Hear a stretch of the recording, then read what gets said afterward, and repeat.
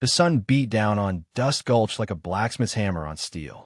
It was a town sculpted by hardship, its buildings weathered and worn like the faces of its inhabitants. Years of drought had turned the surrounding land into a cracked, brown canvas, and the once promising silver mine had long since played out, leaving the townsfolk clinging to the hope of rain and a miracle. Dust Gulch wasn't a place for dreamers. It was a place where survival was a daily battle, and trust was a currency rarely spent. The people were suspicious, their eyes narrowed with a mixture of fear and resentment. Every stranger was a potential threat, every outstretched hand a possible grab for the little they had left. They'd seen too much failure, too much loss, to easily offer kindness. The general store, its paint peeling like sunburnt skin, was the heart of Dust Gulch, but a heart that beat with a slow, reluctant rhythm. Inside, shelves were sparsely stocked, and conversations were hushed, filled with complaints about the lack of water and the rising prices. Outside, men sat on rickety benches, whittling wood and watching the horizon, their faces etched with worry. Even the stray dogs seemed to carry the weight of the town's despair, their ribs showing through their dusty coats. The saloon, the last chance, offered a temporary escape, but even the whiskey couldn't wash away the grim reality. Fights were common, fueled by frustration and desperation, and the laughter was always a little too loud, a little too forced. Dust Gulch was a town waiting for something to change, waiting for a break in the relentless cycle of hardship. But hope was a fragile thing in Dust Gulch, easily crushed by the harsh realities of the West. It was a place where the strong survived, and the weak were often left behind, swallowed by the dust and the despair. It was into this unforgiving landscape that Sarah would soon arrive, a lone figure seeking refuge in a town that had little to offer. A stagecoach, battered and swaying, coughed its way into Dust Gulch, leaving a trail of dust that momentarily obscured the already bleak landscape. Most passengers quickly disembarked, eager to stretch their legs and escape the cramped confines. Among them was Sarah. She stepped down slowly, her movements betraying a deep weariness. Her dress, once a vibrant blue, was now faded and travel-stained, clinging loosely to her thin frame. Her face, though still bearing traces of youthful beauty, was pale and drawn, her eyes holding a haunting sadness.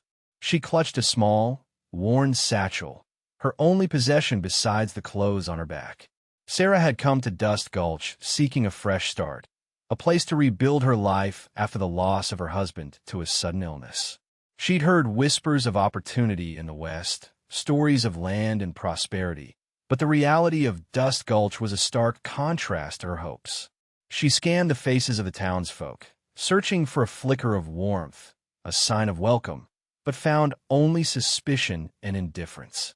They watched her with cold, assessing eyes, as if she were a stray dog wandered into their midst. No one offered assistance, no one spoke a word. The journey had taken its toll. She felt weak and feverish, her head throbbing with a dull ache. The meager funds she had were rapidly dwindling, and she knew she needed to find work quickly if she wanted to survive. With a deep breath, she straightened her shoulders and began to walk, her steps faltering slightly on the uneven ground. She headed towards the center of town, hoping to find anyone, who might offer her a chance.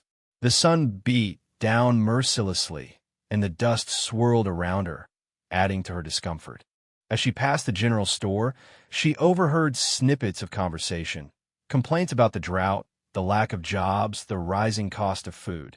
It was clear that Dust Gulch was not a welcoming haven, but a town struggling to survive, a place where kindness was a luxury few could afford. Despite this, Sarah pressed on, driven by a desperate hope that she could somehow find a place for herself in this harsh and unforgiving land. Jedediah, or Jed as he was known, was a shadow of his former self. Once a respected rancher, owner of sprawling acres and a prize-winning herd, he now drifted through Dust Gulch like a tumbleweed, carried by the winds of misfortune. He haunted the edges of town, a silent observer of the daily struggles. His clothes were threadbare, his boots scuffed and worn, his face etched with the deep lines of loss and regret. He'd lost everything 3 years ago, his wife to a sudden fever, his children to the same cruel fate a few months later, and finally, his ranch to the bank when he couldn't keep up with the payments. The bank still held his family land, taunting him with its prosperity, a stark reminder of his failure. Now, Jed spent his days doing odd jobs, mending fences, or helping out at the livery stable in exchange for a meal. He kept mostly to himself, avoiding conversation and the pitying glances of the townsfolk. He couldn't bear to speak of his past. The pain was still too raw, too fresh. His eyes, once bright with hope and ambition, were now clouded with a deep sadness, but beneath the surface, a flicker of compassion still remained.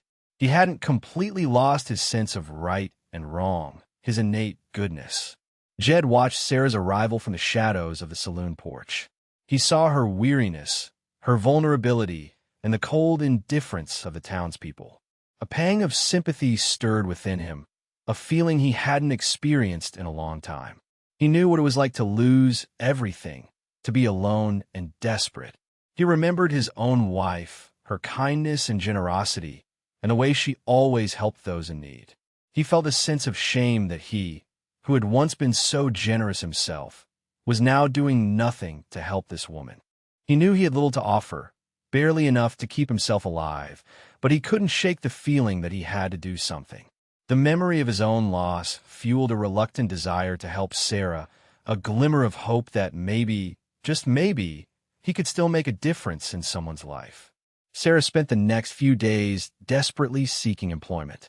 She approached the owner of the general store, a burly man with a suspicious gaze, offering to clean or stock shelves.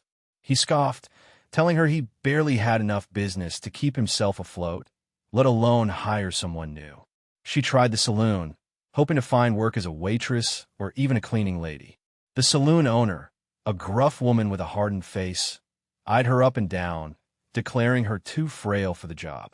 "This ain't no place for delicate flowers," she said, dismissing Sarah with a wave of her hand. The livery stable offered no better prospects. The stable hand, a young man with calloused hands and a weary expression, explained that he was barely making enough to feed himself and his horse. Each rejection chipped away at Sarah's hope, leaving her feeling increasingly despondent. Her meager funds were dwindling rapidly, and she was forced to skip meals to make them last. Her health deteriorated, and she grew weaker with each passing day. She coughed frequently, her chest aching with each breath. The fever that had plagued her since her arrival returned with a vengeance, leaving her shivering and sweating in turns. She tried to hide her illness, fearing that it would only make her less appealing to potential employers. One afternoon, she collapsed on the dusty street, overcome by weakness and hunger. The townsfolk simply stepped over her or averted their gaze, unwilling to get involved. A few muttered words of disapproval, accusing her of laziness or drunkenness. No one offered a helping hand. No one showed a flicker of compassion. The town seemed determined to ignore her plight, to let her fade away into the dust and despair. Sarah lay there, feeling abandoned and alone, her hope flickering like a dying ember in the face of such callous indifference. The harsh reality of Dust Gulch had become painfully clear. It was a town that watched its own suffer, a place where survival was a solitary struggle. From his usual spot on the saloon porch, Jed watched Sarah's struggles. He saw her approach the general store, her hopeful expression quickly replaced by disappointment. He witnessed her rejection at the saloon owner's harsh words echoing in the dusty street. He observed her faltering steps as she walked past the livery stable, her head bowed in defeat. Each day, he saw her grow weaker, her clothes hanging looser on her frame. He noticed the increasing frequency of her cough, the pallor of her skin, the haunted look in her eyes. He knew she was starving. A flashback flickered in his mind.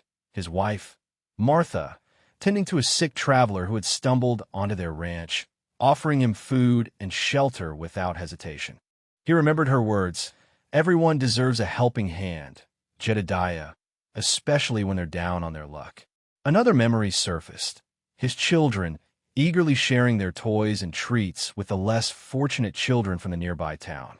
He recalled their innocent generosity, their unwavering belief in the goodness of people.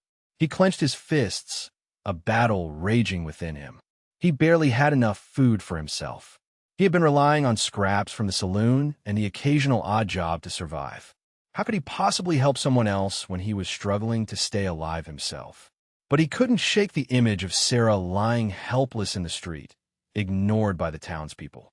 He couldn't forget Martha's words, his children's kindness. He knew, deep down, that he couldn't stand by and watch her starve. He remembered a small patch of land he'd seen outside of town, near a dried-up creek bed. There was a faint trace of moisture in the soil, a glimmer of hope that something might grow there. He started thinking, maybe he could find a way. He felt a stirring of purpose, a sense of responsibility that he hadn't felt in years. The broken man within him was slowly, reluctantly, beginning to mend. The next morning, before the sun had fully crested the horizon, Jed left Dust Gulch.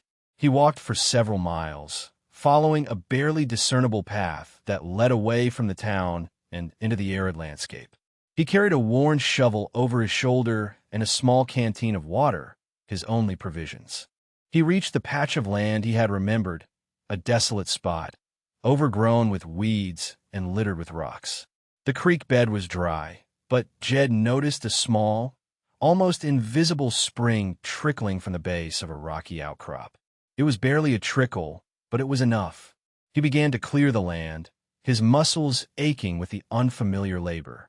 He pulled weeds, removed rocks, and turned the dry, dusty soil. It was backbreaking work, but Jed persevered, driven by a renewed sense of purpose. He remembered his father teaching him how to farm, how to coax life from the harsh earth. He recalled the satisfaction of planting seeds and watching them grow, the joy of harvesting a bountiful crop. He hadn't felt that joy in years. He knew he needed seeds, but he had no money to buy them. He remembered seeing some discarded beans in the saloon's trash pile. He cautiously approached, retrieving the beans and carefully storing them in his pocket. They weren't much, but they were a start. He worked tirelessly throughout the day until the sun began to set, painting the sky in hues of orange and purple. He had managed to clear a small plot of land and plant the beans, carefully watering them with a meager trickle from the spring. He knew it was a long shot. The drought had been relentless, and the soil was poor. But he had to try. He had to believe that something could grow, that life could still flourish even in this desolate place. He imagined Sarah's face when he would offer her food, her eyes brightening with hope. That image fueled his determination. He knew he couldn't give up. He had to find a way to make this work, not just for himself, but for her. This tiny patch of land was more than just a garden. It was a symbol of hope, a testament to the power of compassion in a world that seemed to have forgotten it. Days turned into weeks. Jed continued to tend his small garden, his hope sustained by the tiny green shoots that began to emerge from the dry soil. He spent hours each day watering the plants, carefully rationing the precious water from the spring. He supplemented his meager diet with wild berries and roots he found in the surrounding hills, barely enough to keep himself going. He hadn't seen Sarah since he began working on the garden, but he often thought of her, imagining her surprise and gratitude when he would finally be able to offer her food. He pictured her regaining her strength, her eyes sparkling with renewed hope. Back in Dust Gulch, Sarah's condition worsened. She was now too weak to even search for work. She spent most of her time huddled in the shade of a dilapidated building, trying to conserve her energy. The townsfolk continued to ignore her, their hearts seemingly untouched by her suffering. One sweltering afternoon, as the sun beat down mercilessly, Sarah felt her strength ebbing away. She closed her eyes, resigned to her fate. She drifted in and out of consciousness, her mind filled with memories of her past life, her loving husband, her happy home. Suddenly, she felt a pair of strong arms lift her gently from the ground. She opened her eyes and saw Jed, his face etched with concern. He looked gaunt and weary, but his eyes were filled with a familiar kindness. "I'm here to help you, Sarah," he said softly, his voice raspy from thirst and exhaustion. "I'm going to take you somewhere safe." He carried her carefully, his muscles straining with the effort. He walked slowly, deliberately, his gaze fixed on the horizon. He was determined to get her to his garden, to his small patch of hope, where he could finally offer her the help she so desperately needed. He knew it was a long journey, but he was willing to do whatever it took to save her life. He finally felt like he had a purpose again. The journey to Jed's garden was arduous. The sun beat down relentlessly, and the rough terrain made walking difficult. Jed stopped frequently to rest, allowing Sarah to sip from his canteen. He spoke to her softly, telling her stories of his past, of his wife and children, of the ranch he had lost. He wanted to keep her spirits up, to distract her from the pain and exhaustion. They finally reached the garden as the sun began to set. Sarah gasped in surprise when she saw it, a small patch of green amidst the barren landscape. It was a testament to Jed's hard work and dedication. He had built a makeshift shelter out of branches and canvas, providing a shady spot for Sarah to rest. He gently laid her down on a bed of soft grass, his eyes filled with concern. He knew she needed food, but the beans were still weeks away from harvest. All he had was the small portion he had been saving for himself, a handful of beans he had managed to grow earlier in the season. It was his only meal, his only sustenance. He looked at Sarah, her face pale and drawn, her eyes closed in exhaustion.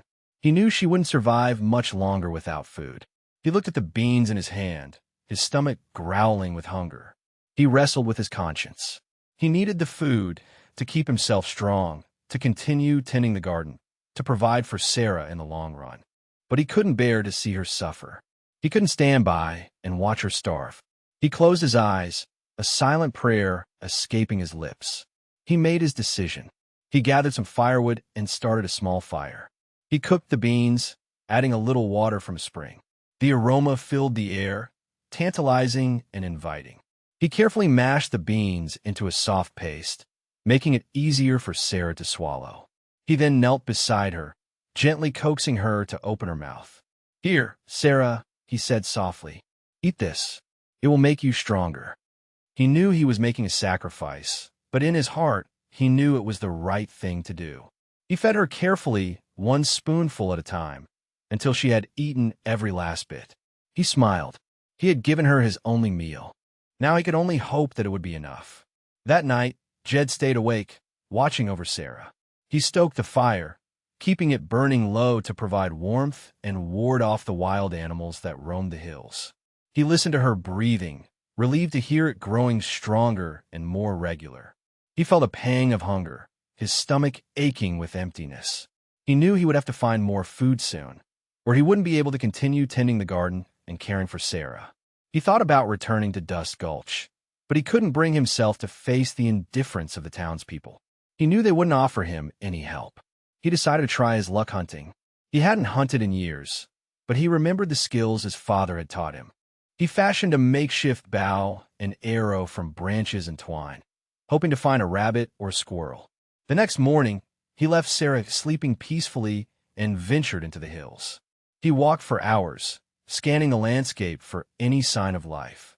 The sun beat down mercilessly, and his throat grew parched with thirst. Finally, he spotted a rabbit darting through the underbrush. He carefully aimed his arrow and released it. The arrow flew true, striking the rabbit. He felt a surge of relief. He had found food.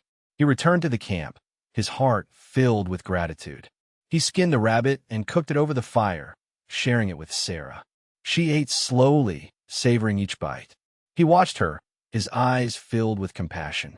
He was grateful to be able to provide for her, to ease her suffering. As Sarah began to recover, she started to help Jed with the garden.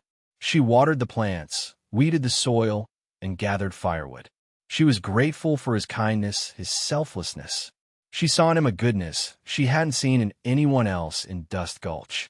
They worked side by side, their shared hardship creating a bond between them. They talked about their pasts, their hopes, and their dreams. They found solace in each other's company, a sense of belonging they hadn't felt in a long time. They were two lost souls, finding their way back to life together. As the weeks passed, the garden flourished. The beans grew tall and strong, their leaves a vibrant green. Jed and Sarah worked tirelessly, tending to the plants, their hope growing with each passing day. They began to experiment with other crops, planting wild seeds they found in the hills. They discovered that some of the plants were edible, providing them with a more varied diet. One day, while Sarah was gathering firewood, she stumbled upon a patch of wild berries.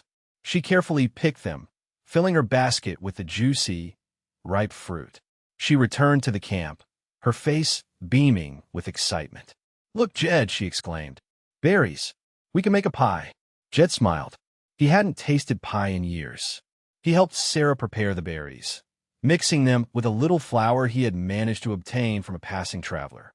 They baked the pie over the fire, the aroma filling the air with sweetness.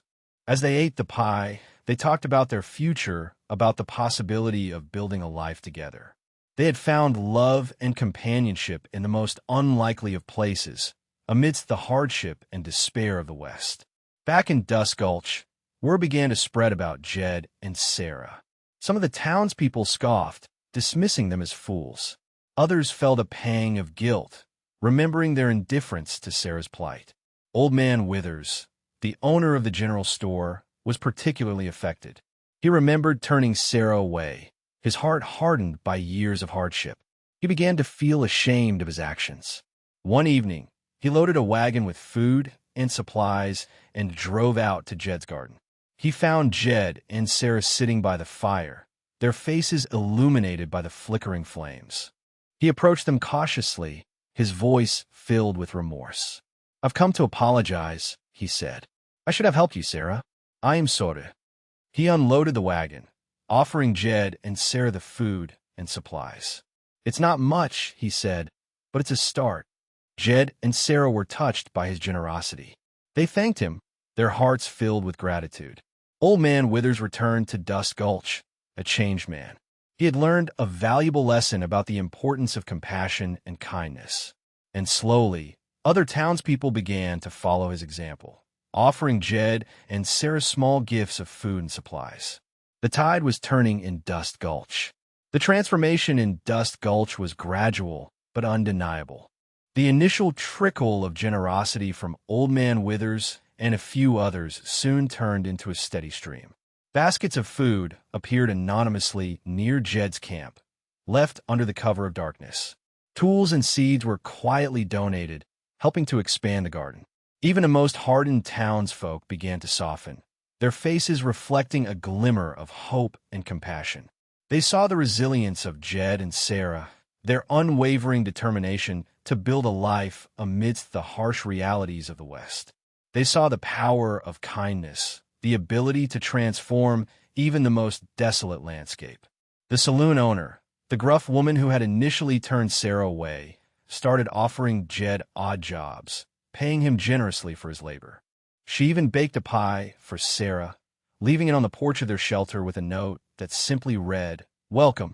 The livery stable hand, the young man who had claimed he barely had enough to feed himself and his horse, began sharing his meager rations with Jed, knowing that every little bit helped. The town's children, who had once been wary and suspicious of strangers, started visiting Jed and Sarah's garden, offering to help with the chores. They learned about the importance of hard work, the value of kindness, and the beauty of nature. Dust Gulch was no longer a town defined by hardship and despair. It was a town defined by compassion and community. It was a town that had learned to care for its own, to offer a helping hand to those in need. The transformation was not without its challenges. Some of the townspeople remained skeptical, clinging to their old ways of thinking. But even they were slowly influenced by the positive change that was sweeping through Dust Gulch. The garden became a symbol of hope for the entire town, a reminder that even in the most desolate of places, life could flourish, kindness could prevail, and community could thrive. Jed and Sarah, once outcasts, became beacons of light, their love and compassion inspiring a town to rediscover its heart. The small act of kindness by Jed had changed everything. One sunny afternoon, a sleek black carriage pulled into Dust Gulch, stirring up a cloud of dust. A well-dressed man, Mr. Harding, stepped out, his eyes scanning the town with a mixture of curiosity and disdain. He was a businessman from out of town, looking for investment opportunities. He approached Old Man Withers at the general store, inquiring about available land. He had heard whispers of a hidden spring outside of town and was eager to acquire the property. Old Man Withers, remembering his past indifference, hesitated. He knew about Jed's garden, the symbol of hope for the town. He couldn't betray Jed's trust. He directed Mr. Harding to Jed, explaining that he was the owner of the land with the spring. Mr. Harding, intrigued, drove his carriage out to Jed's garden. He found Jed and Sarah working side by side, their faces tanned and weathered. He was surprised by their simple lifestyle, their unwavering dedication to the land. He offered Jed a large sum of money for his land, promising him a comfortable life. He explained that he wanted to build a resort, attracting wealthy visitors and bringing prosperity to Dust Gulch. Jed listened patiently, his eyes filled with a quiet resolve. He knew that the money could solve all of his problems, that he could finally escape the poverty and hardship that had plagued him for so long. But he also knew that the spring was vital, not just for him and Sarah, but for the entire town. It was the source of life, the symbol of hope. He couldn't sell it, no matter how tempting the offer. He politely declined Mr. Harding's offer, explaining that the land was not for sale. Mr. Harding was taken aback, accustomed to getting his way. He pressed Jed, offering him even more money. Jed remained firm, his voice unwavering. He explained that the land was more than just a business opportunity. It was his home, his livelihood, his hope. Mr. Harding, realizing that he couldn't persuade Jed, grew angry. He threatened him, warning him that he would regret his decision. Jed stood his ground, his eyes filled with defiance. He knew he was risking everything, but he couldn't betray his principles. He couldn't sell his soul. Sarah stood beside him, her hand resting on his arm, offering him silent support. She knew that he had made the right decision. Their future was uncertain, but they had each other, and that was all that mattered. Mr. Harding, though angered by Jed's refusal, was also intrigued. He had rarely encountered such unwavering integrity, such a deep connection to the land. He decided to stay in Dust Gulch for a few days to learn more about the town and its people. He observed the transformation that had taken place, the newfound sense of community, the glimmer of hope in the eyes of the townsfolk. He saw the impact that Jed and Sarah had had on Dust Gulch, their kindness inspiring others to follow their example. He visited Jed's garden, marveling at the ingenuity and hard work that had transformed the desolate patch of land into a thriving oasis. He saw the spring, the lifeblood of the garden, the source of hope for the town. He realized that Jed was right. The land was more than just a business opportunity. It was a treasure, a symbol of resilience, a testament to the power of compassion. He approached Jed again, his tone now respectful and sincere. He apologized for his earlier threats, admitting that he had been blinded by greed. He explained that he wanted to invest in Dust Gulch, not by building a resort, but by helping the town to prosper in a sustainable way. He proposed building a well to tap into the underground water supply, providing a reliable source of water for the entire community. He offered to build a school, providing education for the town's children. He promised to create jobs, helping to revitalize the local economy. Jed listened carefully, his eyes filled with hope. He saw that Mr. Harding had truly changed, that he had learned the value of community and compassion. He accepted Mr. Harding's offer, agreeing to work together to build a better future for Dust Gulch. He knew that this was the opportunity the town had been waiting for, the chance to break free from the cycle of hardship and despair. Mr. Harding, true to his word, began to invest in Dust Gulch. He hired local workers, providing them with fair wages and safe working conditions. He oversaw the construction of the well and the school, ensuring that they were built to last. The town began to prosper. The well provided a reliable source of water, allowing the farmers to irrigate their crops. The school provided education for the children, preparing them for a brighter future. New businesses opened, creating jobs and stimulating the local economy. Dust Gulch was finally on the path to recovery. Years passed. Dust Gulch transformed from a desolate, dying town into a thriving community. The well provided a constant source of water, allowing the farmers to cultivate their land and grow crops. The school provided education for the children, preparing them for a brighter future.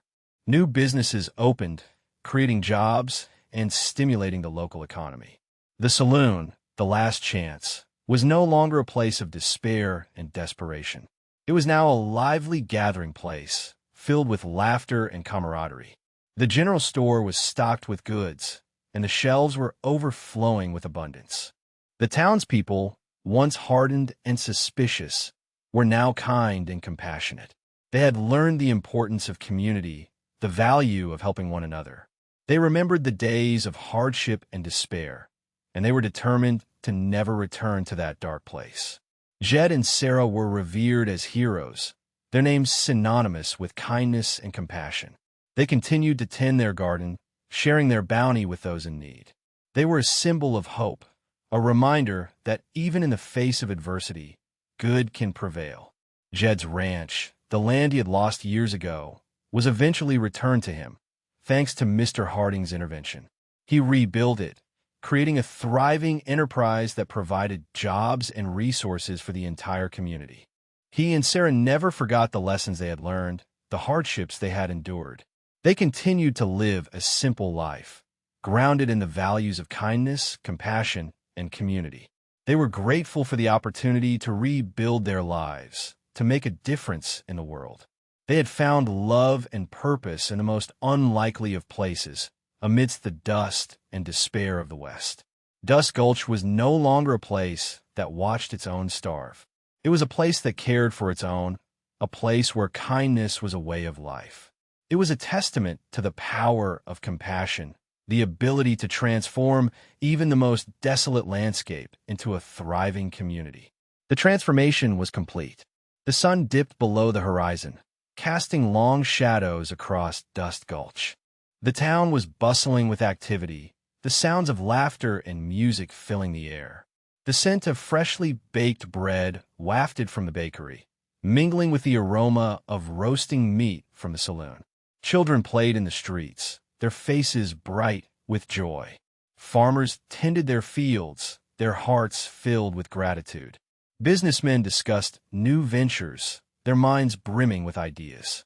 Jed and Sarah stood on a small hill overlooking the town, their hands clasped tightly together. They watched the scene unfold, their hearts filled with contentment. They had come a long way since their arrival in Dust Gulch, since the days of hardship and despair.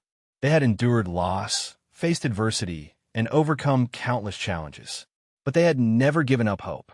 They had never lost their faith in the goodness of humanity. They had always believed that kindness could prevail, that compassion could transform even the most desolate landscape.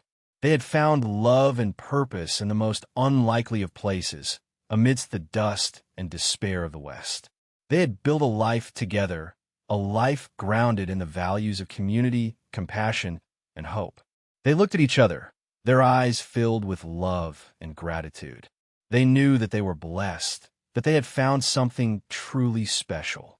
They had become symbols of hope for Dust Gulch, a reminder that even in the face of adversity, good can prevail. Their story was told and retold, inspiring generations to come. They knew that their journey was not over, that there would be new challenges to face, new obstacles to overcome. But they were ready.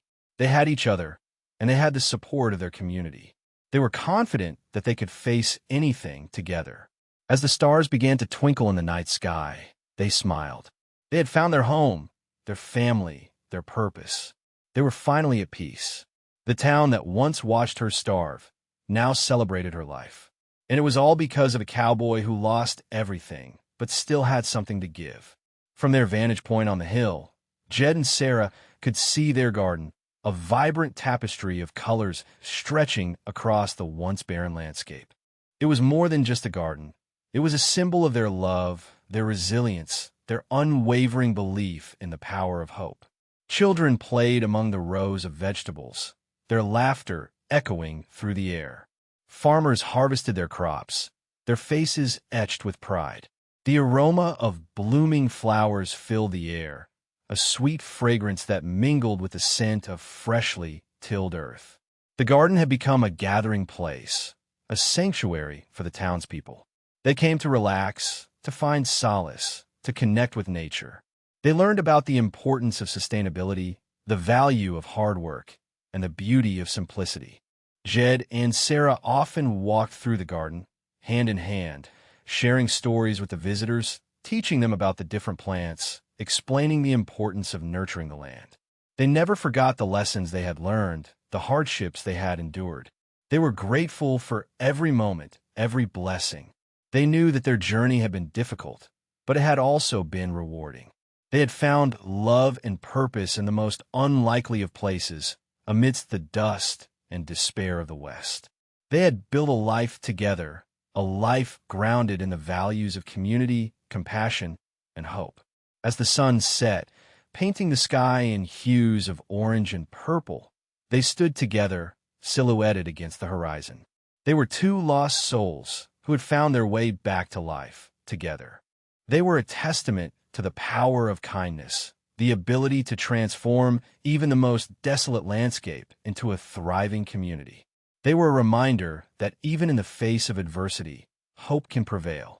Their story would be told and retold, inspiring generations to come. The town that once watched her starve now celebrated her life. And it was all because of a cowboy who lost everything, but still had something to give. The end.